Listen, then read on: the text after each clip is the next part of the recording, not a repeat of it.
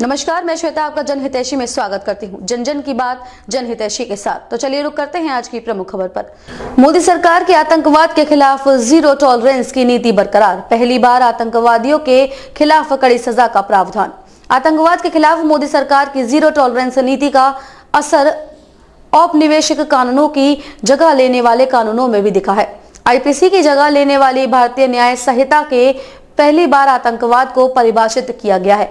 भारत की एकता, अखंडता और संप्रभुता को चोट पहुंचाने का प्रयास के साथ देश को आर्थिक रूप से अस्थिर करने का प्रयास भी आतंकी कृत्य में शामिल है। आतंकवाद के खिलाफ मोदी सरकार की जीरो टॉलरेंस नीति का असर औपनिवेशिक कानूनों की जगह लेने वाले कानूनों में दिखा है। आईपीसी की जगह लेने वाले भारतीय न्याय संहिता में पहली बार आतंकवाद को परिभाषित किया गया है। भारत की एकता, अखंडता और संप्रभुता को चोट पहुंचाने के प्रयास के साथ देश को आर्थिक रूप से अस्थिर करने का प्रयास भी आतंकी कृत्य में शामिल है। इन कानूनों से जुड़े विधेयकों पर संसद के दोनों सदनों में अमित शाह ने साफ किया है कि आतंकवाद को परिभाषित करने और भारतीय न्याय संहिता में इसे कवर करने से आतंकियों के खिलाफ कड़ी कार्रवाई सुनिश्चित की जा सकेगी। आतंकवाद के खिलाफ जिस मौजूद गैर कानूनी गतिविधि रोकथाम कानून यूएपीए में कार्यवाही की जाती है, उसमें इसे परिभाषित नहीं किया गया है। यही नहीं, संयुक्त राष्ट्र भी अभी तक आतंकवाद को सर्वमान्य रूप से परिभाषित नहीं कर पाया है और भारत लंबे समय से इसे परिभाषित करने की मांग कर रहा है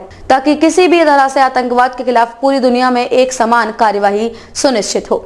जाहिर है कि आतंकवाद के सभी स्वरूपों को व्यापक रूप से परिभाषित कर भारत ने संयुक्त राष्ट्र को भी दिशा दिखाने का काम किया है। आतंकवाद में आजीवन कारावास और मृत्युदंड तक का प्रावधान है।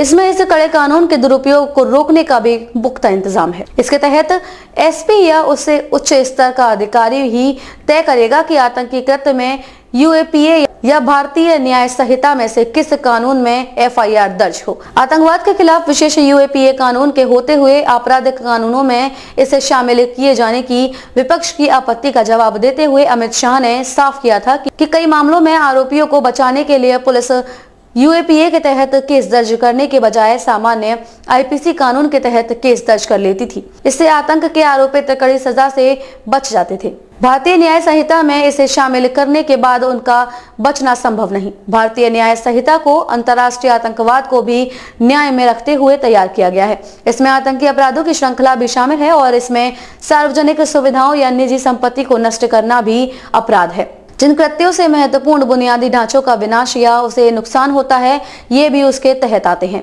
खबरों में अब तक के लिए बस इतना ही। फिर होगी आपसे मुलाकात ऐसी किसी बड़ी खबर के साथ। तब तक के लिए नमस्कार। देखते रहिए जनहितैषी, जन जन की बात जनहितैषी के साथ।